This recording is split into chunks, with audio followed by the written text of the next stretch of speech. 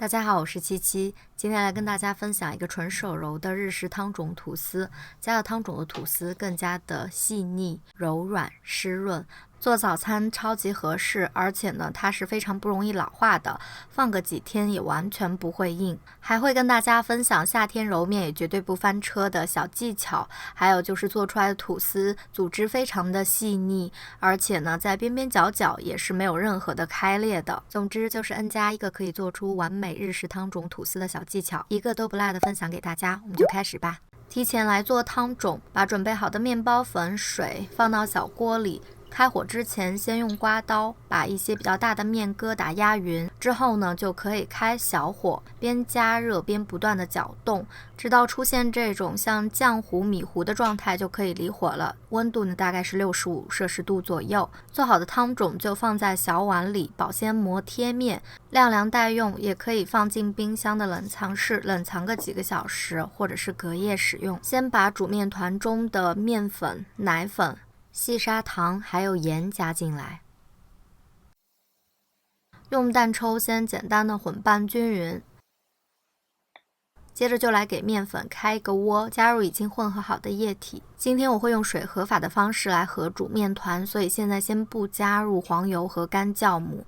那用水和法在夏天的话呢，它是可以让它自然静置形成面筋，节省揉面的时间，延缓面团的升温。因为夏天面团升温很快，但是做面包我们不希望面团的温度达到26°C甚至以上，所以这个方法呢，大家也可以参考一下。这一步把所有的材料揉成团就可以了。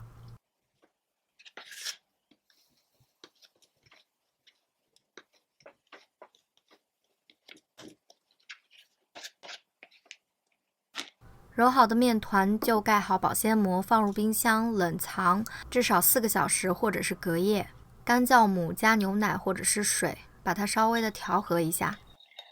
现在水和好的面团我们取出，我来给大家看一下，它现在其实已经形成那种比较坚韧的厚膜的状态了，这就是水和静置的好处，让它自然的生成面筋。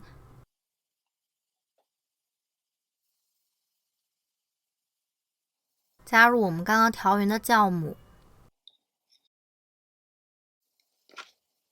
把酵母揉匀之后呢，我们就开始揉面。主要呢就是像搓衣服这样，把面团呢往前推搓，然后往回拉，这样子的一个手法。揉面的时候动作尽量要连续，不要有太多的间断。揉面的时候还容易形成一个误区，就是会用尽浑身的力气一直揉一直揉，但是也没有揉出手套膜，而且面团会被揉得很死。原因就是要揉出完美的面团，面团的延展性跟弹性要达到一个最佳的平衡。如果一直使劲揉的话呢，它的弹性已经达到了峰值，但是面筋的延展度还是不够的，所以这个时候我们需要让面团松弛一会儿，或者是像我这样简单的切拌一下面团之后再来揉。接着就加入室温软化的黄油，可以像我这样把黄油压入面团中，然后继续呢去揉搓面团。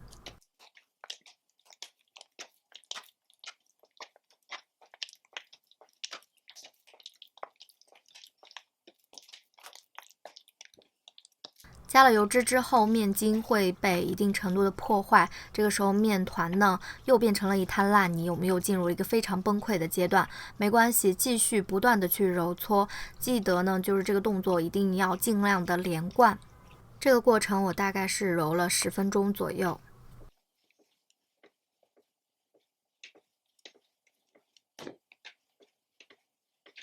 面筋恢复，然后已经不沾面板之后呢，我们就可以继续来用这种摔面的方式组合揉面，面团会越来越光滑，筋膜也会越来越强韧。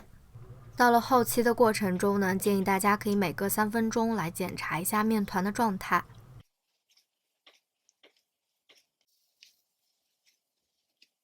揉好的面团温度呢，尽量不要超过26°C，当然最高也不能超过28°C。接着呢，我们就来检查一下手套膜的情况。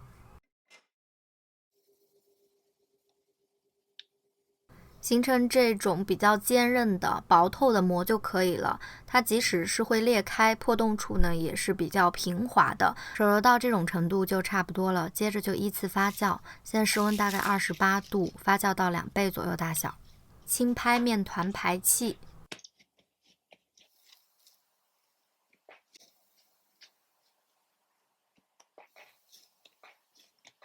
把面团等分成3份，简单的把面团滚圆。那我这里其实是没有用到什么力气的，只是呢给它整形，再做一次简单的排气。取一个小面团，把它擀开，在擀的时候尽量要做到薄厚均匀，擀成大概类似于长方形的形状。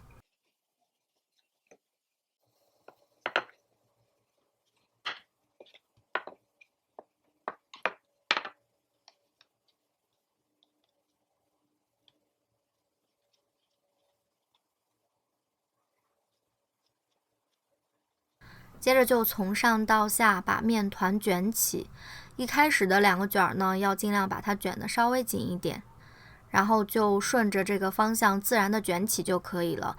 薄厚均匀的话，后续的吐司它做出来的形状才会好看，发的时候呢也会更加的均匀。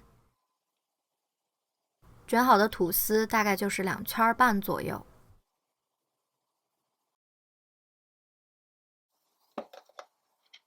做好的吐司盖上保鲜膜，就进行2发。2发我是把它放在烤箱里，然后呢放了一杯热水，我大概是发酵45分钟左右。你按面团的表面，它有轻微的回弹就可以了，不要发酵过度了。发酵过度会有酸味，而且烤制的时候呢，它的那个边边角角也是会开裂的，因为面筋都已经疲软了。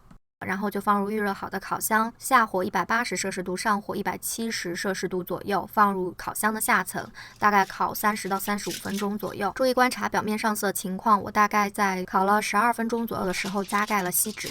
可以趁热在表面刷上一层融化的黄油，当然这步也是可以省略的。现在就来趁热脱模，让吐司侧躺在烤架上晾凉就可以了。这里我给大家看一下没有刷黄油的，其实也非常棒。晾凉之后，我们就来看一下拉丝的情况吧。可以非常完美的拉丝，而且弹性十足，非常的柔软、湿润、绵密，组织也没有任何不均匀的情况，可以说是非常完美的一个汤种吐司了。希望大家喜欢今天的视频，那我们就下期见吧，拜拜。